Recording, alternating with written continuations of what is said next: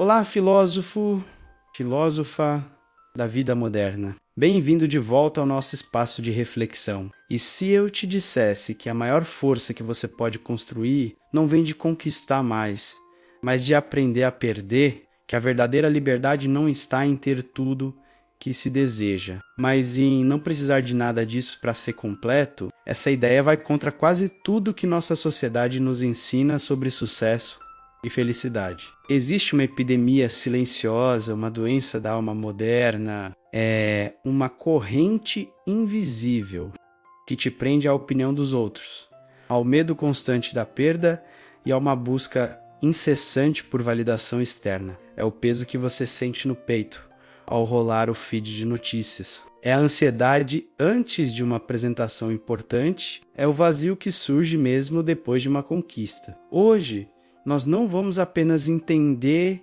essa corrente, nós vamos quebrar juntos. Estamos vivendo na era do que eu chamo de apego performático, uma existência onde nossa felicidade parece depender de uma performance constante para uma plateia invisível. Nós nos apegamos a cargos, a relacionamentos, a bens materiais, não apenas pelo que são, mas pelo que eles dizem sobre nós. Mas os antigos filósofos, especialmente os estoicos, conheciam um segredo, um antídoto para essa febre da alma. Eles o chamavam de apatia, que não significa apatia, mas sim um estado de tranquilidade mental, uma paz que não pode ser perturbada por eventos externos. Eles descobriram o desapego radical.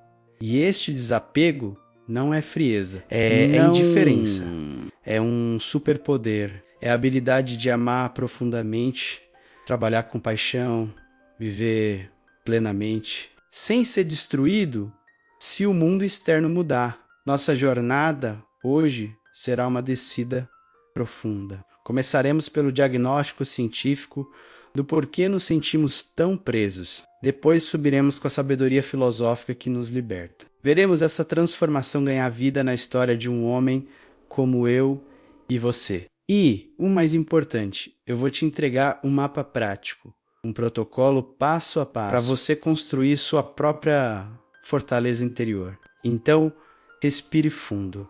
Esta não é apenas uma aula de filosofia, é o início da sua libertação. Para curar uma doença, primeiro precisamos entender o que a causa. Nosso sofrimento pelo apego tem uma raiz científica muito clara, identificada em 1954 por um psicólogo social chamado Leon Festinger. Ele a chamou de teoria do viés de comparação social. A teoria é devastadoramente simples. Nós, seres humanos, temos um impulso próprias opiniões para avaliar nossas. E como fazemos isso? Comparando-nos com os outros. Não é uma falha de caráter sua. É um software que roda em seu cérebro há milênios. Na savana, comparar-se ao caçador mais habilidoso poderia significar sua sobrevivência. Era um mecanismo útil, mas hoje esse software está rodando em um hardware que o sobrecarrega. E esse hardware é a nossa sociedade hiperconectada.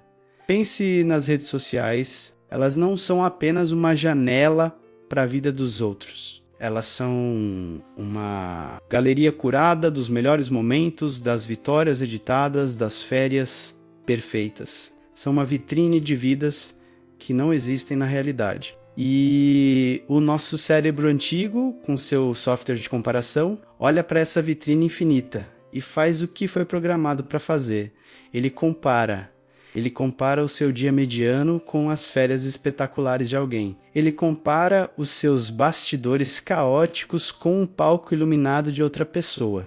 O resultado: um sentimento crônico de inadequação, uma ansiedade que sussurra: você não é bom o suficiente, você não tem o suficiente, você não é o suficiente. As redes sociais se tornaram o acelerador dessa ansiedade. Cada like, cada comentário, cada compartilhamento se torna uma microdose de validação ou de invalidação. Nós nos apegamos a essa aprovação digital como um náufrago se apega a um destroço, sem perceber que o oceano da comparação é infinito e não há terra à vista. Então, aqui está o primeiro passo prático para a consciência. Eu não quero que você deleite suas redes sociais, quero que você se torne um cientista de si mesmo. Pegue um caderno ou abra as notas do seu celular.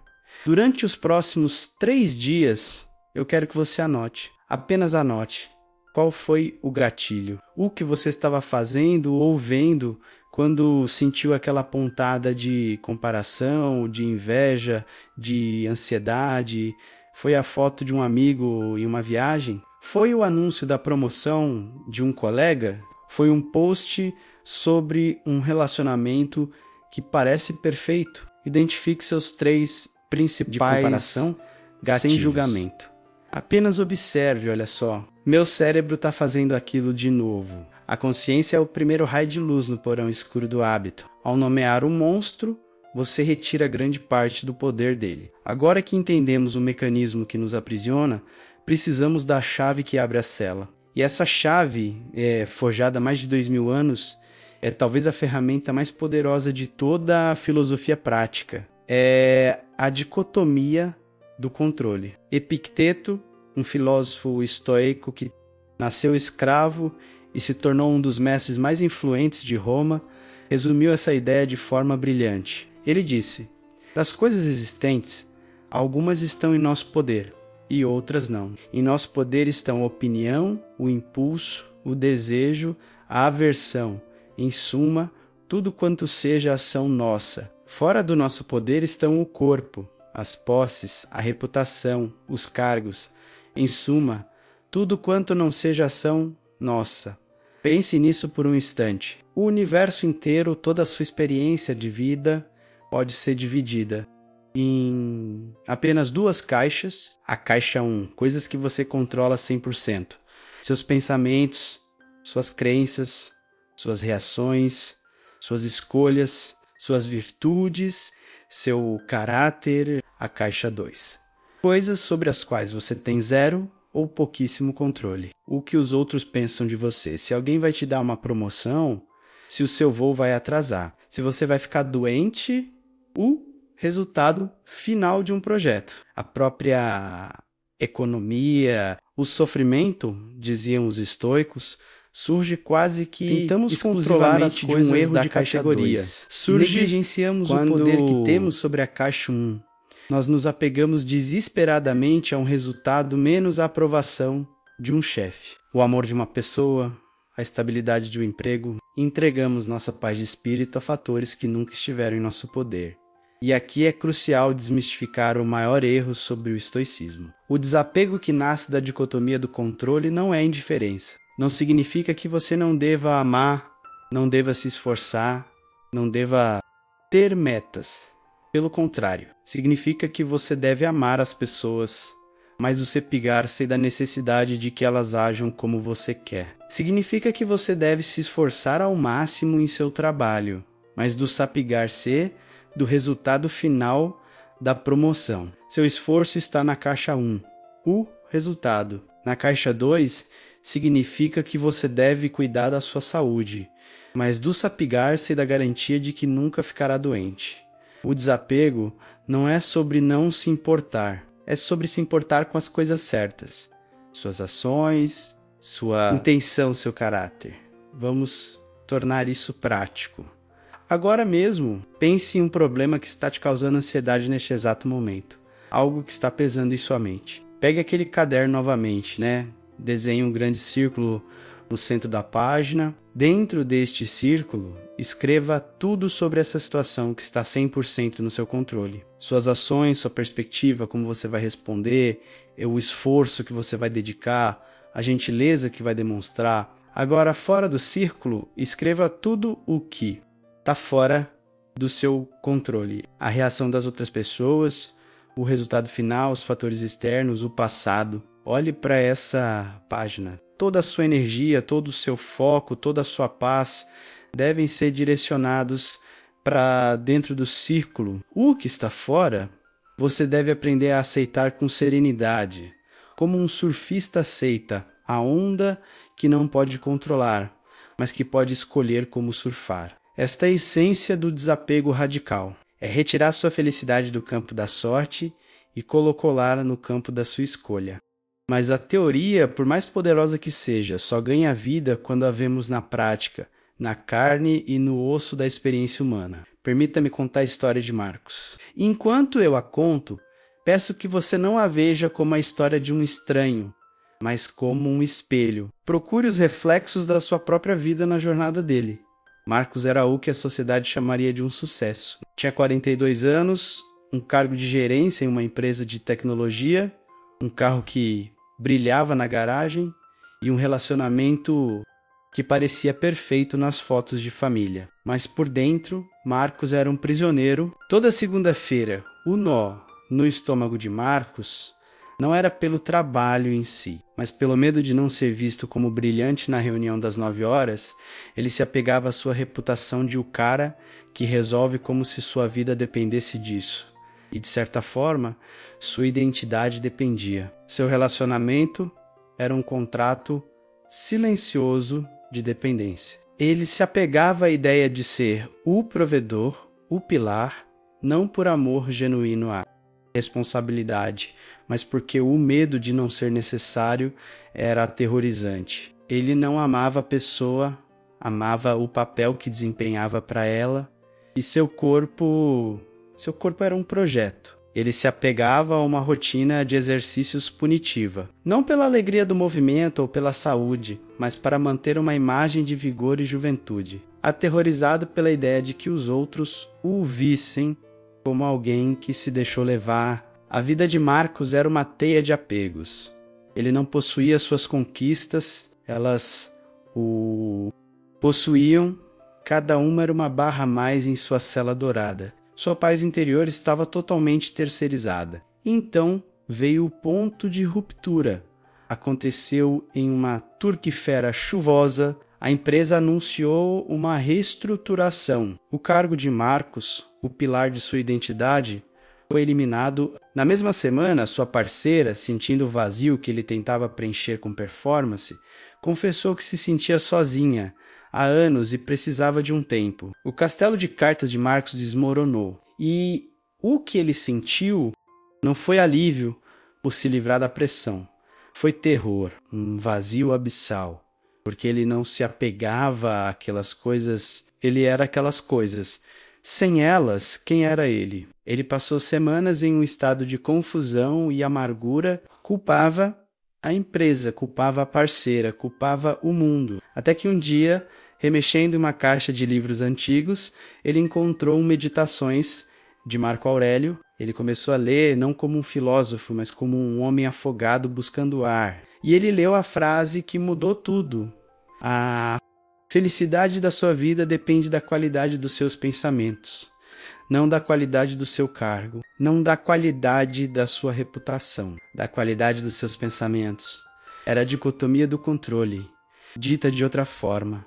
Marcos começou sua reconstrução. Foi um processo lento, doloroso. Ele começou com o exercício do círculo de controle. Dentro do círculo, ele escreveu: minha capacidade de aprender, minha disposição para cuidar da minha saúde, a forma como trato as pessoas hoje, procurar novas oportunidades com dignidade, ser um pai presente para meus filhos fora do círculo, a decisão da empresa, a opinião dos meus ex-colegas. Se minha parceira vai voltar, encontrar um emprego imediatamente, pela primeira vez em anos, ele sentiu um vislumbre de poder real, um poder que não dependia de ninguém. Ele começou a se desapegar, não do desejo de ter um bom trabalho, mas da necessidade de que sua identidade viesse dele. Ele começou a procurar emprego não com desespero, propósito, mas com um senso de um lugar onde pudesse usar suas habilidades de forma significativa. Ele parou de tentar consertar seu relacionamento e começou a trabalhar em consertar a si mesmo, a ser uma pessoa com a qual valesse a pena estar, independentemente do resultado. Ele trocou os treinos punitivos por longas caminhadas na natureza. O objetivo não era mais um corpo perfeito, mas uma mente sã. A transformação de Marcos não foi mágica, foi um trabalho diário de desviar o foco. De dentro para fora, ele encontrou um trabalho menos prestigioso, mas muito mais alinhado com seus valores. Seu relacionamento não voltou a ser o que era, transformou-se em algo mais honesto, baseado em 2 pessoas inteiras, não em 2 metades dependentes. Marcos não se tornou indiferente, ele se tornou livre. Ele encontrou sua âncora interna. O que na história de Marcos é um espelho da sua própria jornada? Onde estão suas celas douradas? A quais resultados você entregou a chave da sua paz? E se você acha que a transformação de Marcos é poderosa, o que vou te mostrar agora é o mapa exato que ele usou, o sistema que você pode aplicar a partir de hoje para construir a sua própria fortaleza interior. Antes de irmos para o protocolo final, precisamos olhar mais uma vez para o nosso maior campo de batalha moderno, o mundo digital. A história de Marcos é de todos nós, amplificada por uma tecnologia projetada para nos manter apegados. A arquitetura da validação digital é uma obra-prima da engenharia psicológica. Cada like, cada notificação é uma pequena dose de dopamina, o neurotransmissor do prazer e da motivação. Nosso cérebro se vicia rapidamente nessa recompensa intermitente. Nós postamos uma foto, um pensamento, uma conquista e então esperamos. A espera é a essência do apego, e quando a notificação chega, sentimos um alívio, uma validação, mas ela dura pouco. E logo precisamos de outra dose. É um ciclo idêntico ao de qualquer outro vício, mas aqui está o antídoto científico, complementa perfeitamente a sabedoria estoica. É a teoria da autodeterminação, de Edward Deci e Richard Ryan. Após décadas de pesquisa, eles descobriram que o bem-estar humano, genuíno e duradouro, não vem de validação externa, mas de satisfazer 3 necessidades psicológicas inatas: autonomia, a necessidade de sentir que temos controle sobre nossas próprias vidas e decisões; competência, a necessidade de nos sentirmos eficazes e habilidosos em nossas ações; conexão, a necessidade de sentir uma conexão genuína e carinhosa com os outros. A validação das redes sociais é uma versão falsificada e de baixa qualidade dessas 3 necessidades. Ela nos dá a ilusão de conexão, a ilusão de competência medida em likes e destrói nossa autonomia, tornando-nos dependentes da opinião alheia. Então, como nos desapegamos dessa grande ilusão? Com estratégias práticas de defesa digital. Primeiro, curadoria intencional de feed. Deixe de seguir todas as contas que acionam seus gatilhos de comparação. Siga contas que te inspiram, que te ensinam, que te conectam com ideias, não com inveja. Transforme seu feed de uma fonte de ansiedade para uma fonte de sabedoria. Segundo, estabeleça horários de jejum de validação. Defina períodos específicos do dia em que você não vai checar redes sociais. Comece com a primeira hora da manhã e a última hora antes de dormir. Reivindique esses espaços para a sua própria mente, para ler, meditar, conversar com alguém de verdade. Terceiro, crie antes de consumir. A melhor maneira de combater o sentimento de inadequação é através da ação competente. Antes de rolar o feed de outras pessoas, crie algo seu. Escreva uma página em um diário. Trabalhe em um projeto pessoal. Organize uma gaveta. Aprenda uma nova habilidade. Troque o consumo passivo pela produção ativa. Isso alimenta sua necessidade de competência de forma genuína. Ao fazer isso, você não está fugindo do mundo moderno. Você está aprendendo a navegar nele com suas próprias regras. Chegamos ao coração prático da nossa jornada, ao sistema que une tudo que aprendemos. Eu o chamo de o protocolo da âncora invertida. Pense em uma âncora normal, ela se prende a algo externo, o fundo do mar, para manter o barco estável. É assim que a maioria das pessoas vive, tentando se ancorar em empregos, pessoas e status. Mas quando a tempestade vem, essa âncora externa pode ser arrancada. A âncora invertida faz o oposto. Ela se prende ao seu universo interno, seus valores, suas escolhas, seu caráter. Ela move seu centro de gravidade de fora para dentro. Com uma âncora interna, você pode navegar em qualquer tempestade. Você se torna o seu próprio porto seguro. Este protocolo tem 3 passos. 3 rituais diários que, se praticados com consistência, irão reconfigurar seu cérebro e libertar a sua alma. Passo 1. O treinamento do imperador, a prática da premeditatio malorum. Marco Aurélio, o imperador filósofo, e Sêneca, o grande dramaturgo, praticavam algo que pode parecer estranho: a premeditação dos males.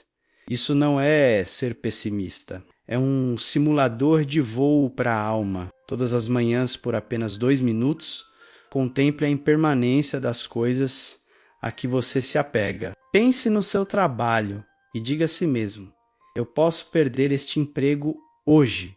Como eu agiria com virtude? Como eu usaria isso como uma oportunidade para crescer? Pense numa pessoa que você ama e reflita: o tempo com essa pessoa é finito e precioso. Como posso ser mais presente e amoroso com ela hoje? Sabendo disso, pense em suas posses materiais e reconheça: isso é um empréstimo do universo. Posso desfrutar disso hoje, sem que minha felicidade dependa da sua permanência. Essa prática não cria ansiedade, ela a neutraliza. Ao ensaiar a perda mentalmente, você faz 2 coisas.